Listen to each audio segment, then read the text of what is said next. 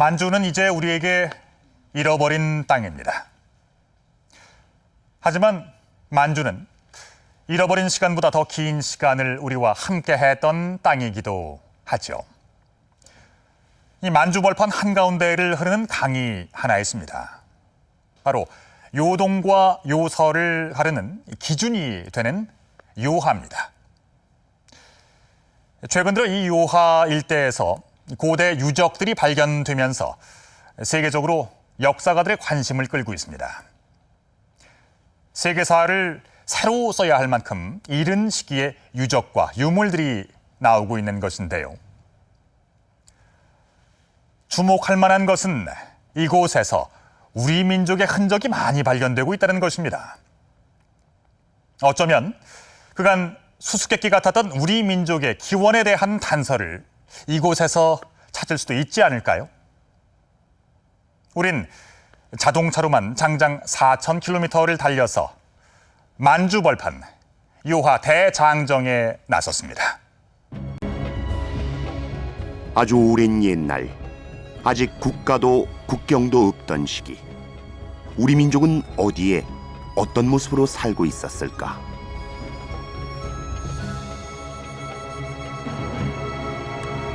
드넓은 땅 만주. 지금은 중국의 영토가 됐지만 그곳엔 우리 선조들의 역사가 살아 숨쉬고 있다. 내몽고 자치구 적봉시에 있는 홍산. 붉은 산이란 뜻이다.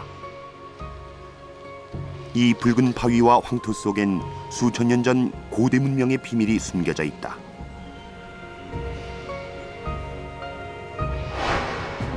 (1984년) 중국 고고학계를 충격에 빠뜨린 사건이 발생했다. 5,000년 전의 여신상이 발견된 것이다.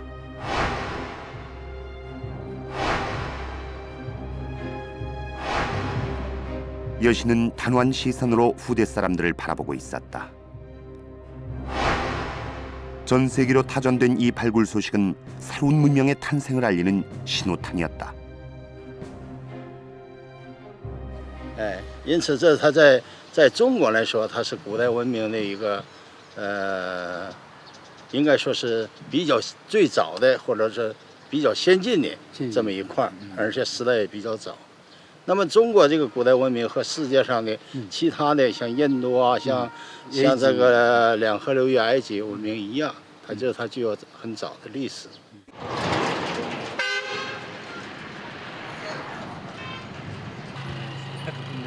홍산 문화를 정점으로 화려한 꽃을 피웠던 문명은 요하 일대에서 집중적으로 발굴되고 있어 일명 요하 문명이라 불린다.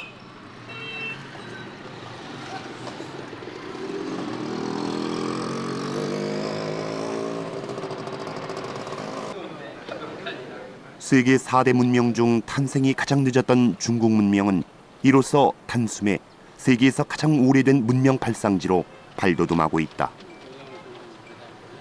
여기 적봉시 30여 년 동안 유화 문명을 연구해온 이형구 교수는 이곳이 중화민족이 아니라 우리 민족과 깊은 연관이 있음을 주장하고 있다.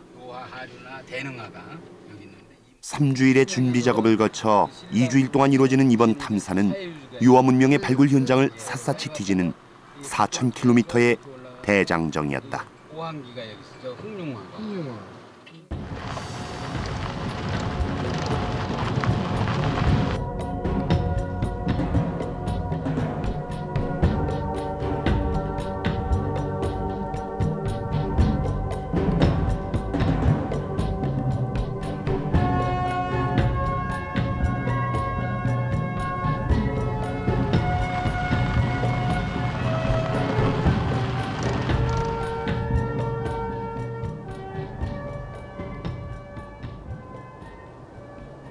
만주벌판 서쪽을 달리는 요하.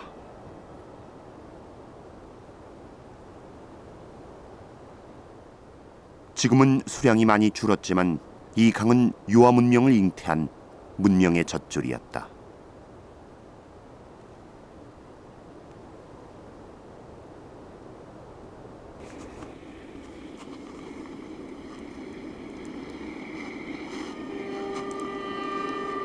여신상이 발굴된 우화량은 요하 문명지 중에서 가장 핵심적인 장소다.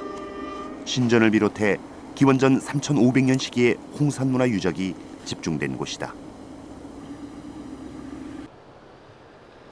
2006년에 새로 만든 여신묘의 표지석은 중국에선 이례적으로 영문 표기까지 하고 있어 국제적인 위상을 실감케 한다. 그러나 정작 여신묘의 입장은 강한 제지를 받았다.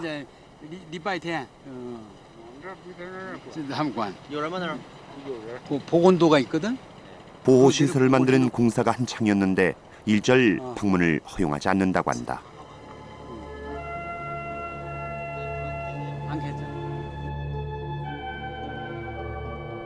여신묘는 우화량의 가장 높은 곳에 세워졌다. 이곳에서 여신상이 발굴된 것은 홍산 문화의 발굴사에서 가장 극적인 순간이었다.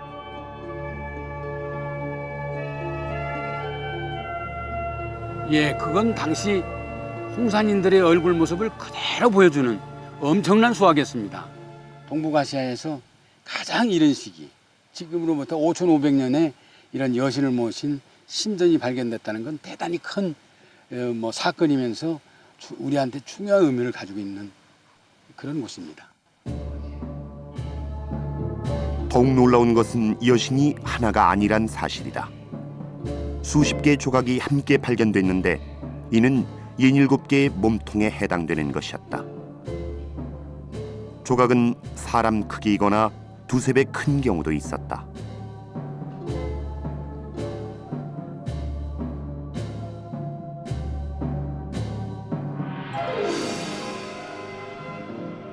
(5,500년) 전 관치아식 건물이었던 여신묘엔 각 방마다 크기가 다른 여신상들이 즐비하게 세워져 있었다.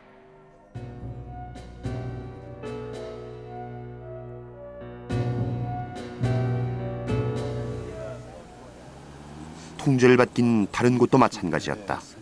이곳은 1시간을 설득한 뒤에야 어렵게 촬영을 할 수 있었다.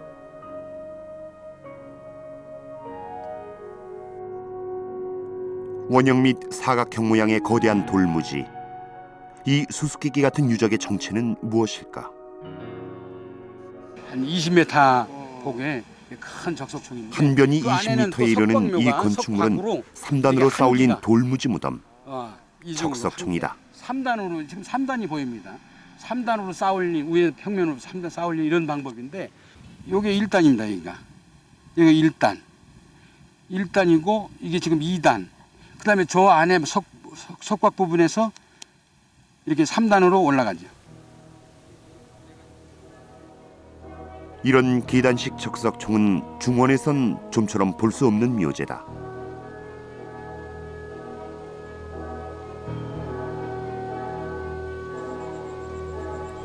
바로 옆에선 27개의 석관들이 집중적으로 발견돼 중국 학계를 또 한 번 놀라게 했다.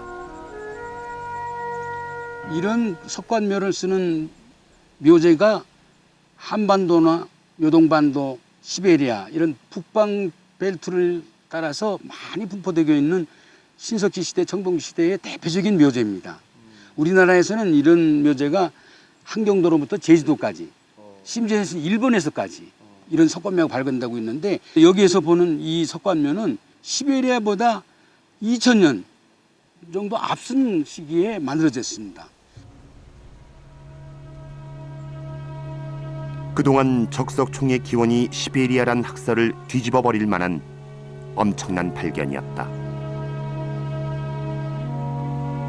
무덤은 사각형, 제단은 원형으로 만들었다. 거의 허물어지고 윤곽만 남은 제단의 둘레에선 대량으로 토기편이 발굴됐다. 이것은 무슨 용도로 사용되던 것일까?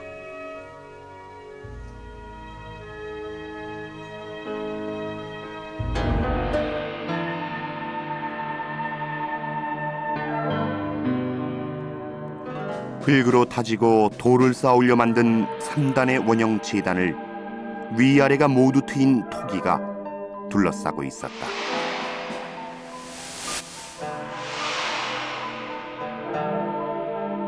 그것은 하늘과 소통하고 싶었던 홍산인들의 종교의식이었다.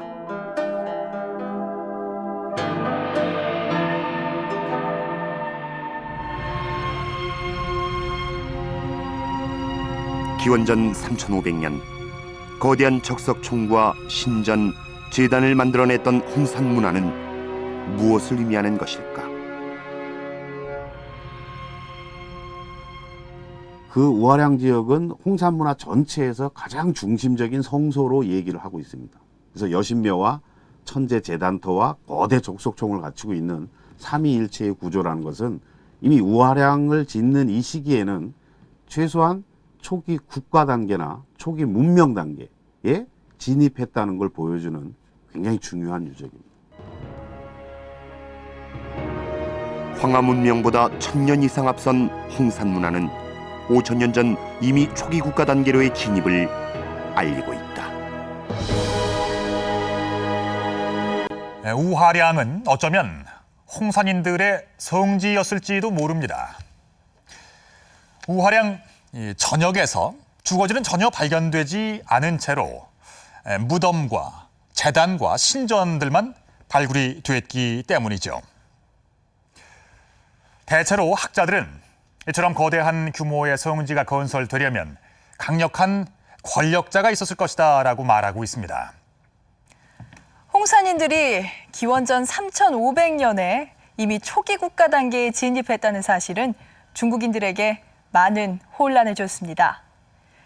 만주 지역이 중원의 영향을 받아 발전해 왔다는 전통적인 중화 사상이 도전을 받았기 때문인데요. 이렇게 새로운 문명의 출현 앞에서 그러면 중국은 어떤 선택을 하게 될까요?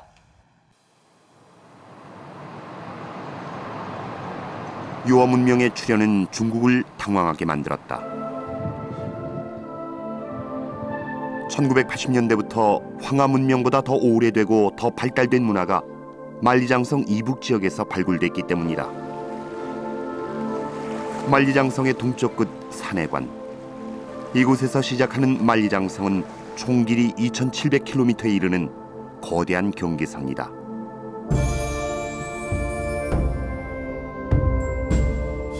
예로부터 중국은 만리장성을 중원과 변방을 가르는 북방 한계선으로 인식해왔다.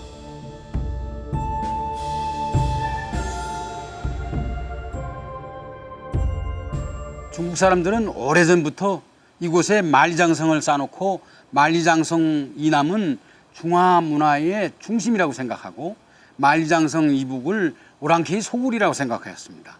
최근에 만리장성 북쪽에서 많은 고대 문명의 유적과 유물이 쏟아져 나오니까 중국 사람들은 이제 와서 이것을 중화 문명의 시온으로 끌어들이고 있는데 이거는 자기 모순이고 경광부회죠. 만리장성 이북 오랑캐 땅이라 여겨왔던 지역에서 중원보다 훨씬 더 선진적인 문명이 발견되자 중국은 큰 충격에 빠졌다.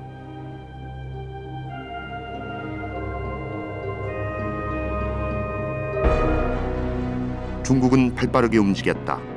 중화 문명의 기원이 한 곳이 아니라 여러 곳이라는 이른바 다기원론을 들고 나왔다.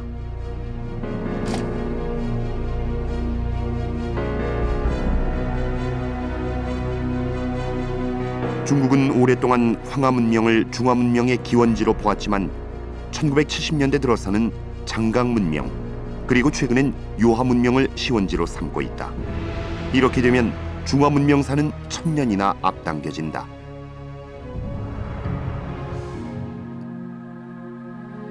중국 고고학계 대부 수빙치는 한 발 더 나아가 전설 속의 인물을 끌어들여 고고학적 성과와 연결시켰다.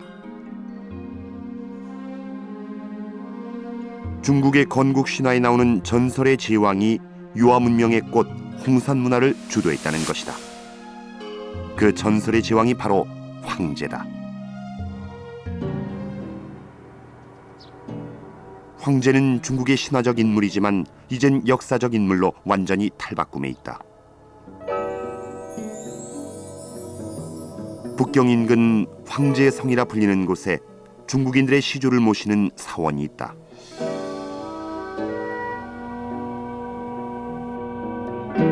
1997년 건립된 중화 3조당. 이름 그대로 3명의 시조를 모신 곳이다. 그 한가운데가 바로 황제.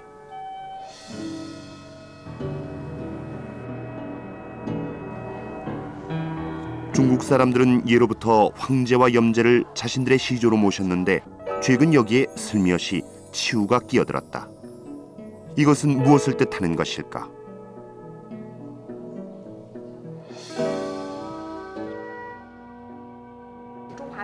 的3位始祖炎帝、黄帝、蚩尤，那炎帝和黄帝呢，代表是咱们大汉族的祖先；那蚩尤是代表是咱们国家的少数民族的祖先。现在把炎帝、黄帝、蚩尤放在一起呢，就是搞这个中华56个民族大团结。那我们中路呢提出3种文化的宗旨，就是56个民族同根共祖、同出一源，这就是3位祖先。 중국 사서에 의하면 치우는 황제와 맞서 싸웠던 인물로 그 성격이 포악하다며 부정적으로 묘사되어 왔다.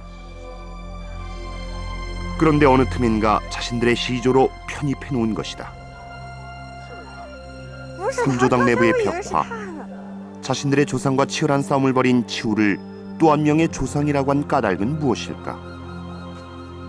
이것은 현재 중국 영토 안에서 이루어진 모든 이민족의 역사는 중국의 역사란 틀에서 비롯된 것이다.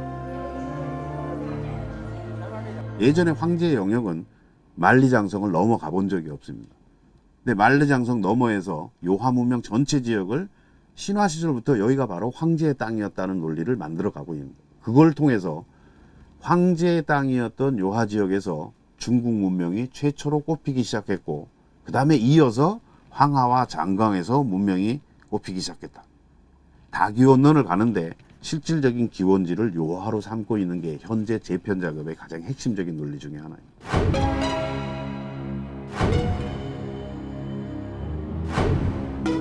중국으로선 요하 문명을 중국 역사로 끌어들이는 것이 매우 중요한 문제다.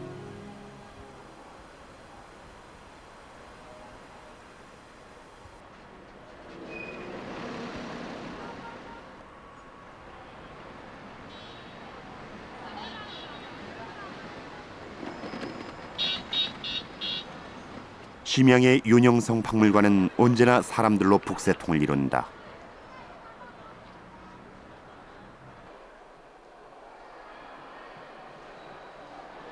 가장 붐비는 곳은 박물관 3층. 이곳에선 4년째 요하 문명전을 상설 전시하고 있다.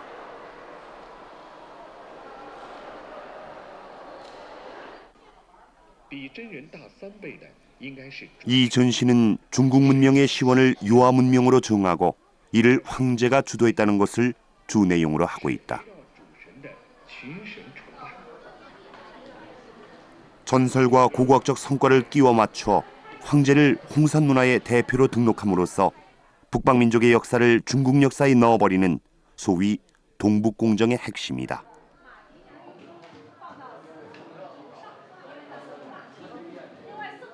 그러니까 동북공정은 고구려만의 문제가 절대로 아닙니다. 이거는 동북아시아 전체 역사에 대한 재편 작업의 한 부분에 불과하다는 거 우리가 명백히 인식할 수 있어야 됩니다. 과연 장성 이북 만주 지역의 역사가 중국의 역사가 될 수 있을까? 중국은 이제 그들의 자부심이었던 황하 문명과 만리장성을 넘어 요하 문명을 그들 문화의 원형으로 탈바꿈시키고 있습니다. 하지만 이 연구에 우리나라의 참여가 극히 제한돼 있다는 사실은 참으로 안타깝습니다. 이렇게 중국 측의 주장을 마냥 수긍할 수만은 없는 부분들이 참 많습니다. 또 우리 국내의 언론과 학계가 접촉할 수 있는 방법도 그리 많질 않았습니다. 또 무엇보다 앞서 보셨던 것처럼 요하 문화와 중원의 문화는 이질적인 면들이 대단히 많이 발견되고 있습니다. 그렇다면 과연 이 요하 문명을 주도했던 세력, 그 진정한 주인공들은 누구였을까요?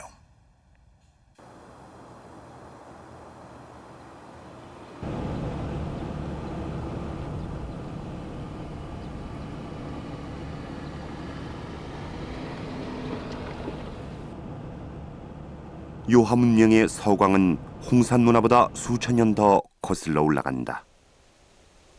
기원전 6천년에 탄생한 사해 유적이 바로 요하 문명의 시작이다.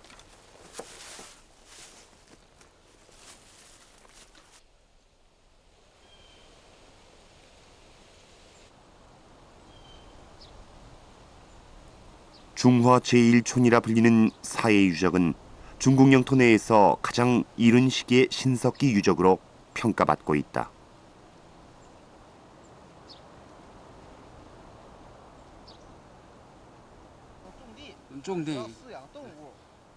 이 유적을 빛나게 하는 요소는 바로 마을 한가운데 위치한 이 형상물이다. 这个咱这个就是说是一个龙形堆石啊，就是用石大小不同的石块摆砌而成的一个龙的形状啊。咱这个龙啊是全长是19.7米，这是迄今咱们国家发现的考古界发现的年代最早、形体最大的龙，现在号称为中华第一龙。它呀头向西南啊，背部 이는 기존에 발견된 용 형상보다 무려 2000년이 앞서는 것이다. 중국 용신앙의 원형마저 이곳 요하 지역에서 나타나자 중국 학계엔 엄청난 소용돌이가 일었다. 이건 중형 같은데. 마을은 57개의 주거지가 용 형상 주변을 감싸는 형태로 배치돼 있었다.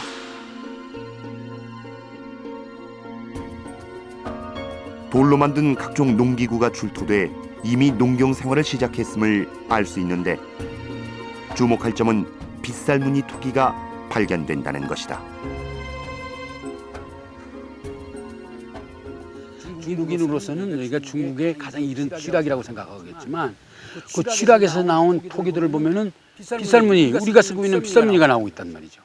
이거는 대단히 충격적입니다. 왜냐하면 우리 빗살무늬와 이 빗살무늬가 너무 유사합니다. 하는 방법이라든가 태토라든가 그거 보면은 야 과연 우리 빗살무늬 토기 쓰는 사람들과 이 사람들과의 관계가 뭔가 밀접한 관계가 있지 않을까. 빗살무늬 토기는 유럽과 중앙아시아를 거쳐 북방 루트를 통해 발견되는 유물이다.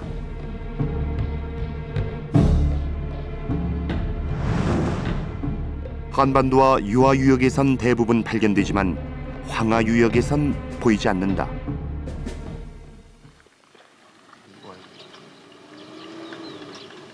이는 기원전 6000년 당시부터 만주 지역은 중원과 관계없이 독자적인 문화권을 형성하고 있었음을 알려준다.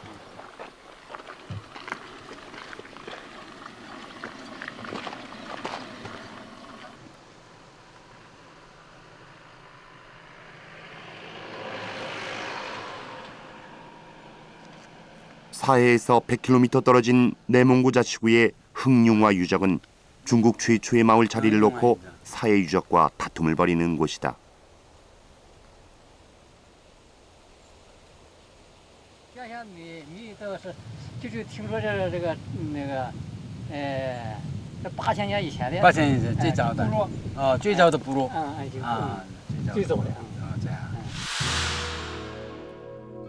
마치 계획도시처럼 조성된 이곳은 주거지가 일렬로 질서정연하게 배치돼 있었다. 사람과 돼지가 함께 묻힌 순장의 흔적도 발견됐다. 무엇보다 눈에 띄는 것은 옥이었다. 인류가 사용한 그리고 가공한 최초의 옥이다. 저명한 옥기 전문가 북경대 조조홍 교수는 수년 동안의 조사 끝에 흥융화 옥이 압록강 부근 수암산이라는 것을 밝혀냈다. 색깔과 경도 모두가 정확히 일치했다. 对，一看一比较就能看得出来，哎，所以能肯定呢，这个玉料是北方的啊，都北方的，哎，是不是都是岫岩的，不能这么肯定的说，但是呢，就是至少有一部分，哎，跟它是很相近的，哎。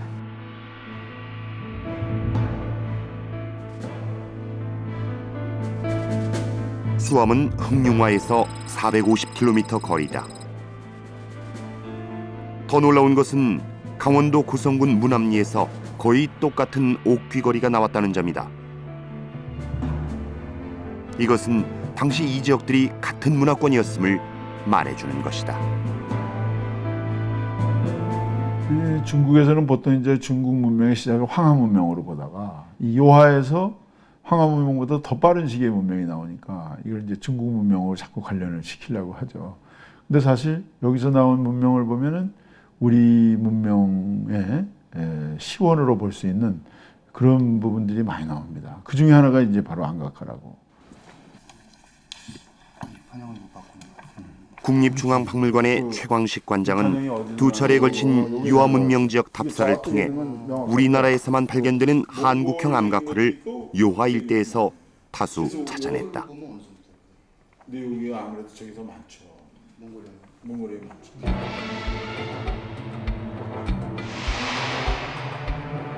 강로 영자의 암각화는 하만 도왕리의 동심원 문양과 일치하고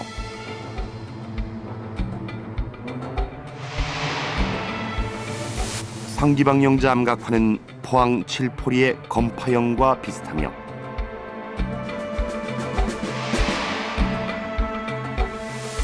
지가 영자의 연속된 마름모는 천전이 암각화를 그대로 빼닮았다. 한반도를 제외하곤 어디에서도 만날 수 없었던 한국형 암각화가 대륙 깊숙한 곳에서 고개를 내민 것이다. 중국에는 이런 안각화가 없습니다. 검파형이라든지 방패형이라는 게. 근데 이게 우리 한반도에는 나타난단 말이죠. 그러니까 결국 이런 상고 시기의 어떤 이런 정신세계 또는 신앙, 제의, 막 이런 게 분명히 이쪽과 관련이 있을 거라고 이제 보는 거고요. 기원전 6000년 문명의 서곡을 울렸던 유화 문명은 처음부터 중원과는 이질적인 문명이었던 반면 만주와 한반도는 같은 문화권에 속해 있었다.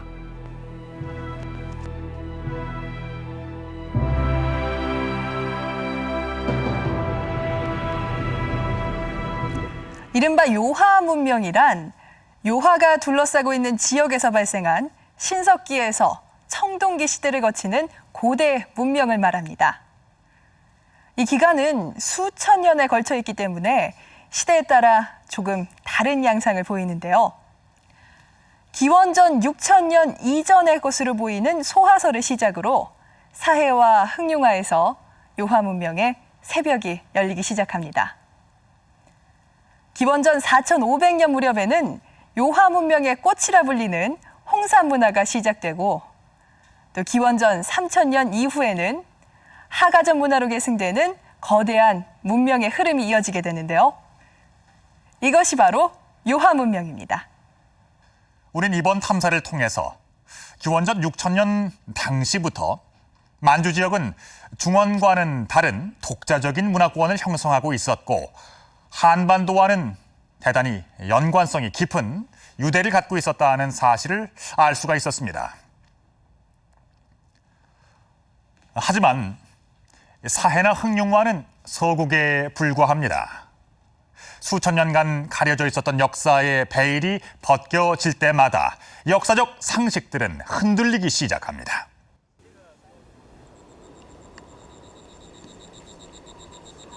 사해와 흥룡화로 시작된 유화 문명은 홍산 문화기에 와서 화려한 꽃을 피운다.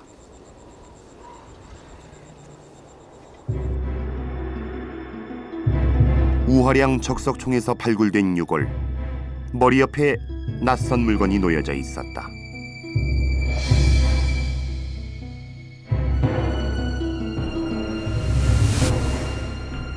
바로 옥이었다.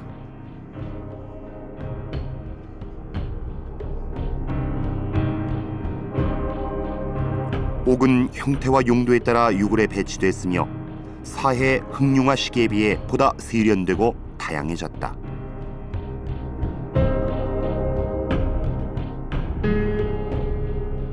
한 무덤에선 무려 20점의 옥기가 나오기도 했다. 主要就是玉器，基本上不见陶器。后来的话呢，郭大顺先生就叫做这个现象是微玉微藏。哎，从我们的研究来看，我觉得呢，这个主要是红山文化的古代先民对玉啊，应该说有一个崇拜的这个意思，哎，非常看重，哎，所以它这些重要的随葬品。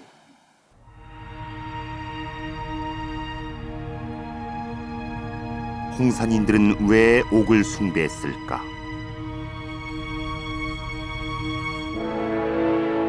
조조홍 교수는 부장품으로 사용된 옥의 모양이나 위치로 보아 종교 혹은 권력과 관련이 있을 거란 주장을 한다.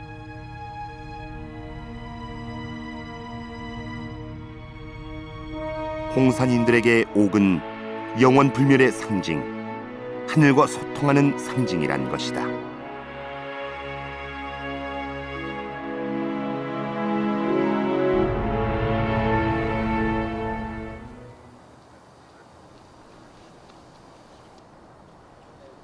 아직 철기가 발명되지 않았던 시대, 홍산인들은 어떻게 옥기를 만들었을까?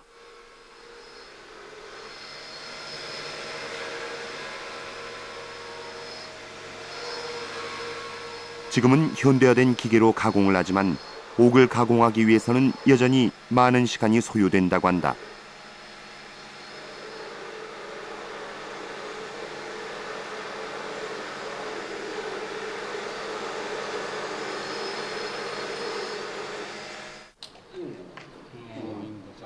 그래서 옥은 높은 가격에 거래가 되는데 한 직원의 목걸이인 우리 돈으로 1억 원을 훌쩍 넘는 고가품이라고 한다. 3점불이야. 这是什么？这是西方三圣啊。西方三圣。我也叫青玉子，青玉子儿，青。 40년 경력의 장인 질량희 씨는 홍산옥을 만들기 위해선 지금 기술로도 많은 시간이 필요하다고 말한다.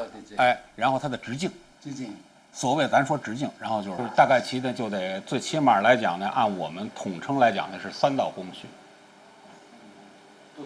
琢是1道工序，磨是1道工序，然后上亮是1道工序。大概其呢就按目前说，哪道工序也得10天左右吧。咱现在来讲，本身管子上现在 그렇다면 5000년 전엔 얼마나 걸렸을까? 就这么来回搓呗。那您觉得这么搓出来一件布大概要多长时间？那还不得历年说呀，得1年2年了吧。 홍산인들이 어떻게 옥을 만들었는지는 아직도 수수께끼지만 분명한 것은 매우 오랜 작업 시간이 필요했다는 점이다.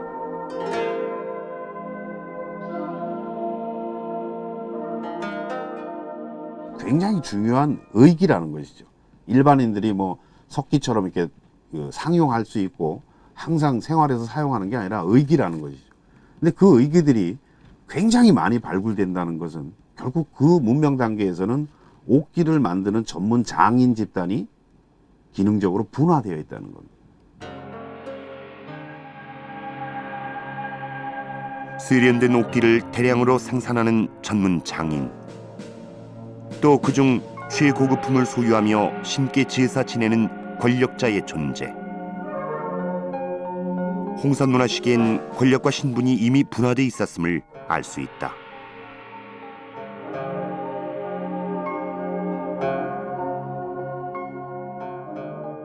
他的地位、他的权利、占有的财富上都有了区别了，都有了差别，哎，有明显的差别。进入这个高潮思维。就是说这个社会我们是叫它一个比较复杂的社会，哎，就是快要进入文明，哎，这个阶段了。文明，哎。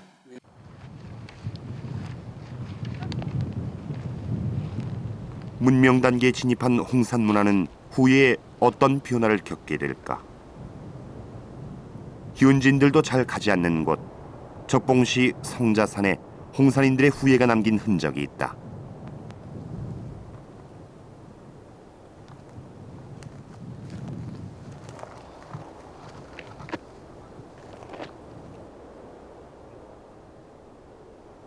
수천 년의 세월을 견디지 못하고 무너져 내린 성곽.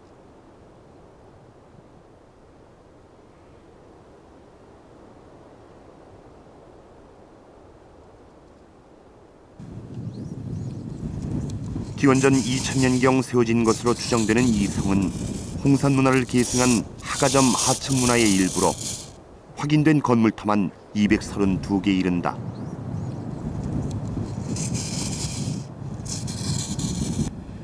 구조로 봤을 때 외성과 내성을 겸한 성입니다.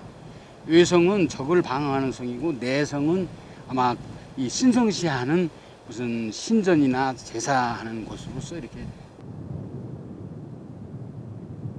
기원전 2000년경이 되면 유아 문명 지역엔 수많은 성들이 건축되기 시작한다.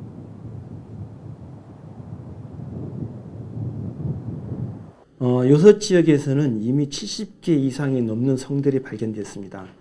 70개 이상의 성들이라는 건 많은 사람들이 살았다는 얘기거든요. 그 사람들이 살았을 때는 분명히 제도, 즉 시스템이 갖춰졌을 겁니다.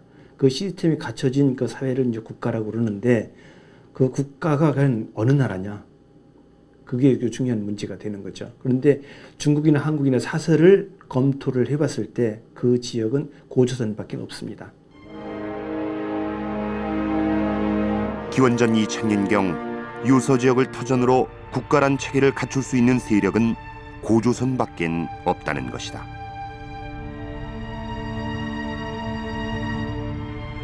삼국유사인 우리 민족의 첫 국가인 고조선의 건국 신화가 나오는데 그 건국 연대를 기원전 2333년이라고 기술하고 있다.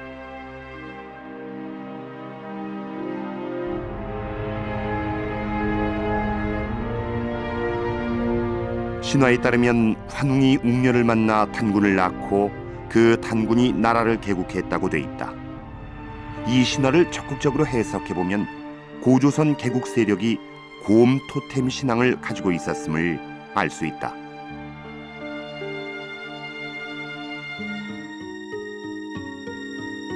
우화량의 여신묘에선 흙으로 만든 동물상도 함께 발견됐는데 새를 형상화한 소조상과 함께 곰발이 출토됐다.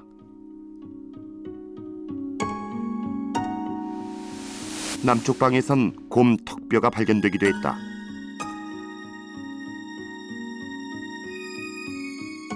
이와 같은 사실은 홍산인들이 여신뿐만 아니라 곰에게도 제사 지냈던 사실을 나타내는 겁니다.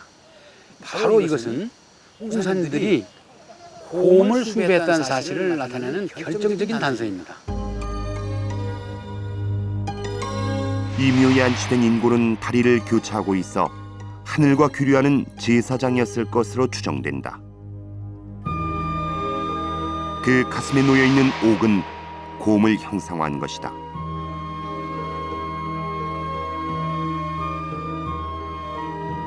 홍산 문화의 옥기 가운데 가장 많이 발견되는 웅룡. 곰을 숭배하던 홍산인들이 그들의 터전에서 세운 나라는 고조선과 어떤 관계가 있는 것일까?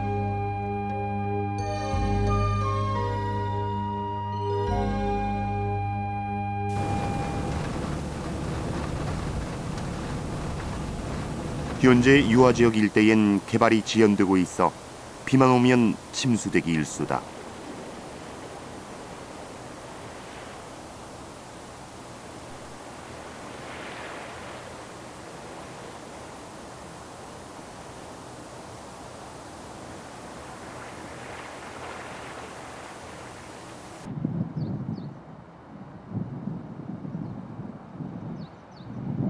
교통의 중심지 조양. 중국 역사상 한족과 북방민족 간의 전쟁이 끊이지 않았던 지역이다. 조양 일대에서는 비파형 동검이 대거 출토돼 고조선 연구자들의 관심을 모으고 있다. 12대 영자 유적에선 다양한 청동장식 유적들과 함께 고조선의 대표 유물 비파형 동검이 발굴됐다. 비파형 동검은 시기에 따라 크기와 형태가 조금씩 다르다. 그러나 비파형으로 이루어진 겉몸체와 손잡이, 검자로 맞추개 등 세 부분으로 나눠진다는 특징은 일정하게 유지된다.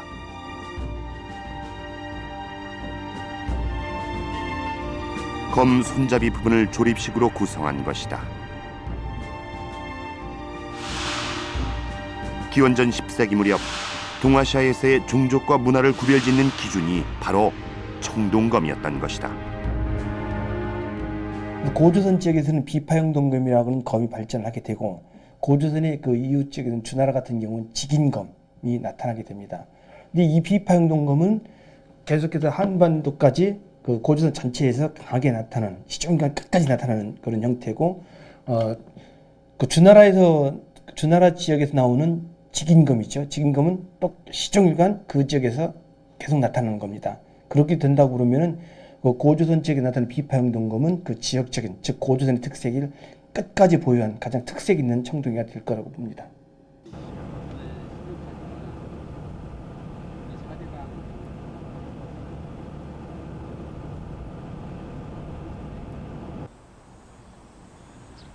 요나라의 수도였던 영성.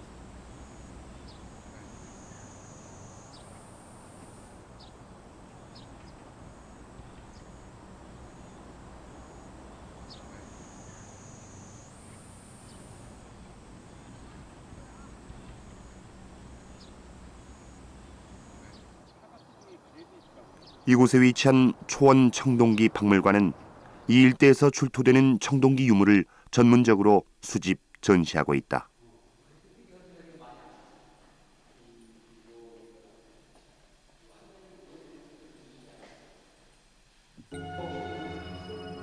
지금은 다른 유물로 대체돼 있지만 한때 북한과 중국의 공동조사에서 출토된 청동기를 전시하고 있었다.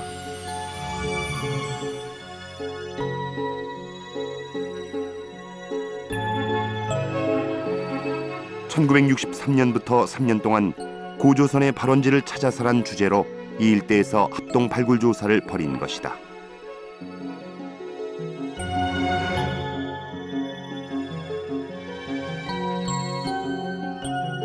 북한과 중국은 1963년부터 3년 동안이나 중국 동북지방의 고조선 유적을 합동 조사한 적이 있었습니다. 지금은 중국이 고조선 영역에 대해서 일체 항구하고 있지만 당시만 해도 중국 정부가 고조선의 영역을 요서 지역까지 즉 만리장성까지 이루고 있었다는 것을 용인하고 있다는 것은 매우 중요한 역사적 의미를 갖고 있습니다. 북한과 중국의 합의하에 3년에 걸쳐 이뤄진 조사 지역은 유화 문명의 터전을 그대로 포함하고 있어 당시 중국도 이 지역을 고조선의 영역으로 인식하고 있었음을 보여준다.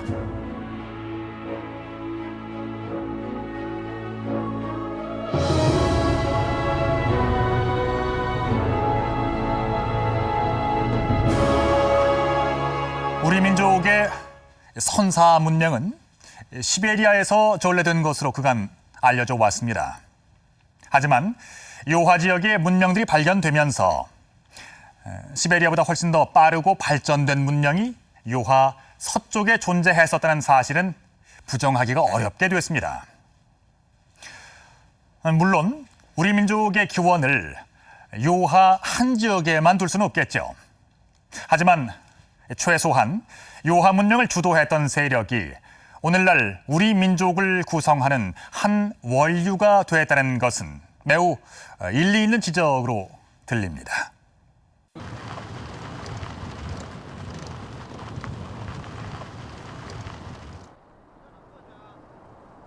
성자산에서 100km 떨어진 곳엔 고대인들의 또 다른 신비로운 공간이 있다. 2007년 발굴이 완료된 삼저점 산성.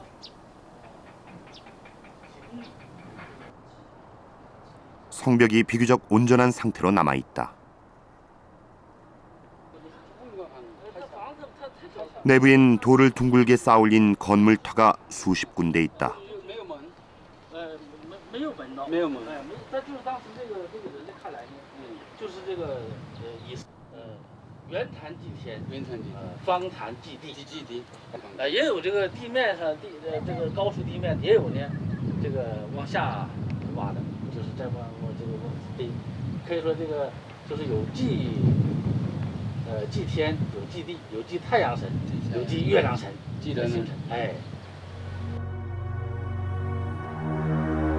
내부가 원형과 사각형 재단으로 가득 채워진 이 성에서 더욱 주목되는 것은 바로 이 부분, 치다. 5m 거리로 배열된 치는 어림잡아 13개나 된다.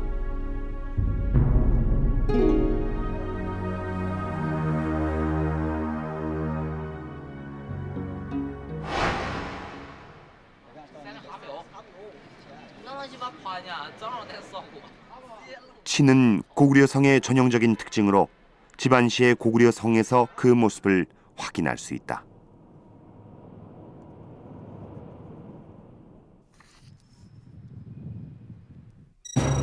성벽 앞으로 돌출한 치는 고구려의 군사작전에서 매우 중요한 역할을 한다. 일제시대에 만들어진 국내성의 탄면도는 치의 형태를 보다 분명하게 보여준다.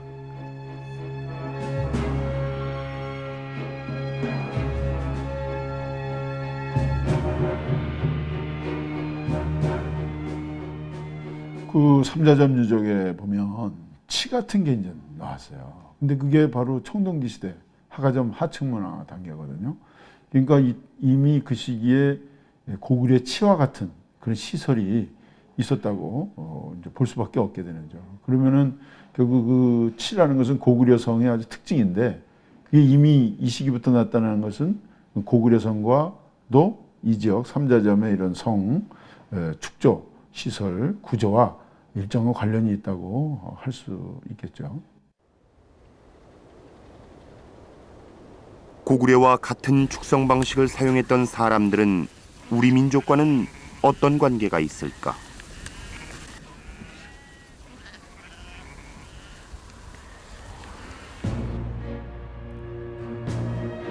중국 길림대의 주홍 교수는 하가점 하층문화에서 나온 134기 인골의 체질 인류학적 분석을 시도했다.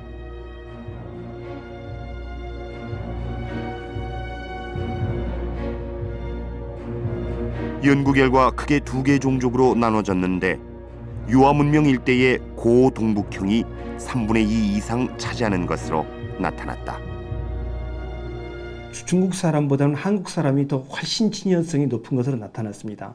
여러 유적지들을 조사해 봤을 때 60% 이상의 그 고대 주민들이 60% 이상이 한국 사람들과 친연성이 있는 형태로 나타났습니다. 그렇게 본다 그러면은 이 지역의 고대 문화는 한국 그 선조들이 한국 계통들이 건설한 거로 봐야 되는 것이 맞는 것 같습니다.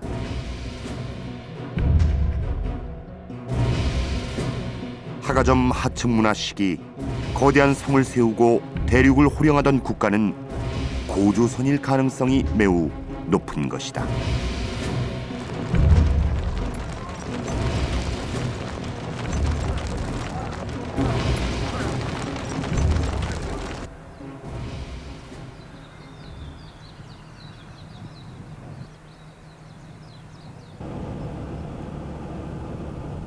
광활한 대륙을 누비던 고조선의 영역은 어디까지 이르렀을까?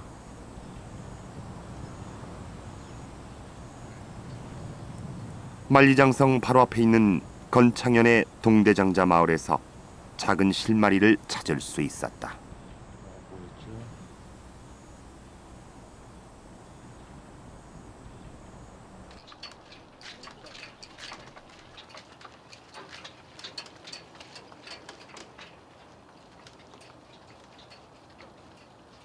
왠지 낯익은 돌담이 눈길을 끄는 곳.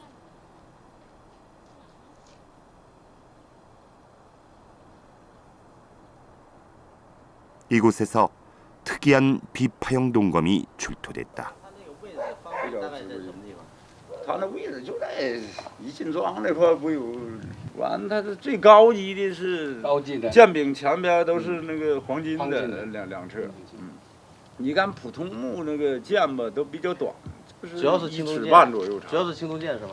都是青铜剑，它那青铜剑吧特别锋利，防辐射是相当好。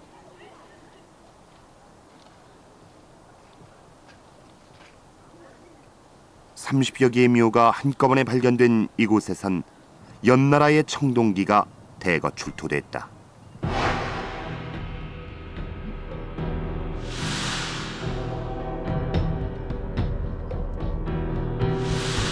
흥미로운 건 무덤이 적석총이란 것과 황금으로 장식된 비파형 청동검이出土됐다는 것이다. 이곳에서 적석총과 청동검이 발견되는 이유는 무엇일까? 이형구 교수는 이 무덤을 고조선의 영역을 침입한 연나라 장수의 무덤으로 추정하고 있다.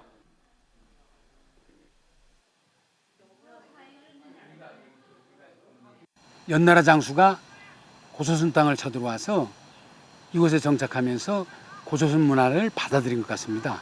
그보다 더 중요한 것은 이곳에서 출토된 유물들이 중국 사서들에서 보이는 기록들하고 대체로 일치하는 것으로 봐서 고조선의 강역이 이곳 연산까지 이르렀다고 하는 사실을 보여주는 결정적인 단서라고 생각합니다.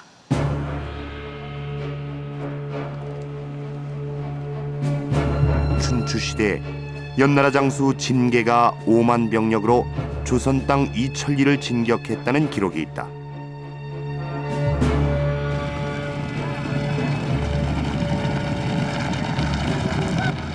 이영구 교수는 동대장자 유적의 수수께끼가 이 기록을 참고한다면 진계 공격 이전에 이 땅이 고조선의 영역이었음을 반증한다는 것이다.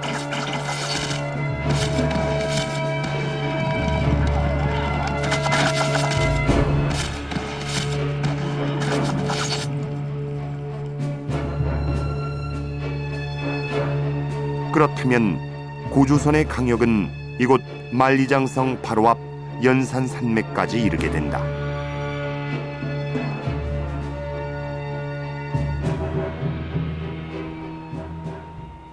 만리장성 앞에 있는 연산, 그것은 고조선과 중국을 나누는 경계선이었다.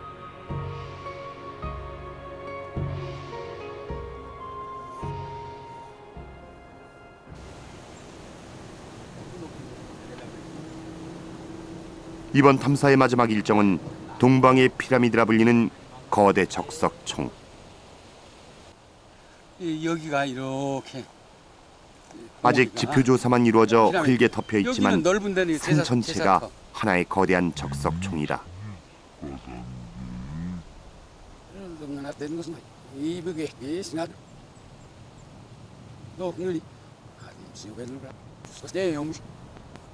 이런 돌과 자갈과 이런 흙을 같이 다져서 다져는 거죠. 석축 안에 내부에 그러니까 이렇게 다져 올라가고 저쪽에선 2층 구조가 다시 나타나기 시작합니다. 이런 적석총은 외벽은 석축을 쌓고 내벽은 흙을 쌓아 올린 건데 이거 마치 유로에서 보는 큰 피라미드 같은 겁니다. 가로 세로 60m에 이르는 거대한 적석총. 유아 문명 일대에서 발견되는 가장 큰 적석총이면서 이집트의 피라미드보다 1000년 앞서 세워진 것이다.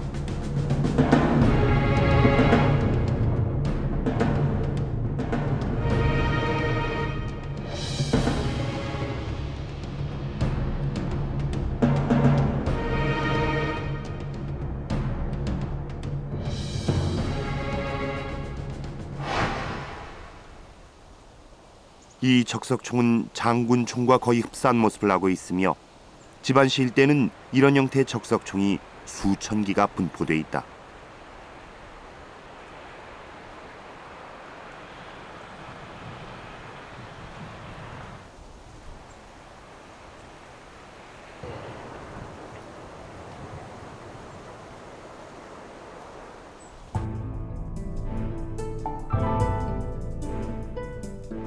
적석총은 한반도와 요서 일대에 집중 분포하는 지역적 특색이 매우 강한 유적이다. 결국은 그거는 전형적인 북방계통의 문화인데 그 문화는 한반도로 해서 일본으로 이어지고 있다는 것입니다. 그래서 결국은 요하 문명은 동북아시아의 시원 문명인과 동시에 주요한 세력들은 몽골, 만주, 한반도, 일본으로 이어지는 북방 문화 계통이 가장 중심적인 문화 유형이라는 것입니다.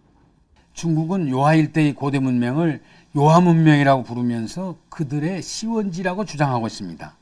하지만 이곳은 엄연히 우리 민족과 매우 깊은 관계가 있고 그 지역 범위도 요하를 훨씬 벗어나서 요동반도와 한반도까지 이르는 이른바 바레난 벨트를 이루고 있습니다.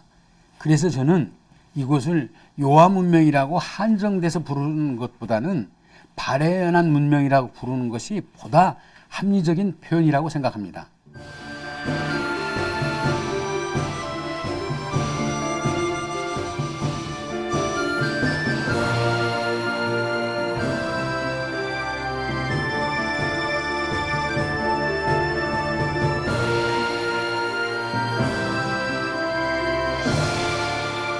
만주는 이제 더 이상 우리 땅이 아닙니다. 하지만 그렇다 해서 그 역사마저 있는 우를 범해서는 안 됩니다. 장장 4,000km에 달했던 만주 대탐사. 우린 그곳에서 수천 년 전 우리 민족의 원형을 만날 수 있었습니다. 감춰졌던 역사도 다시 만날 수 있었습니다. 어쩌면 그곳은 우리 민족의 고향이었는지도 모릅니다.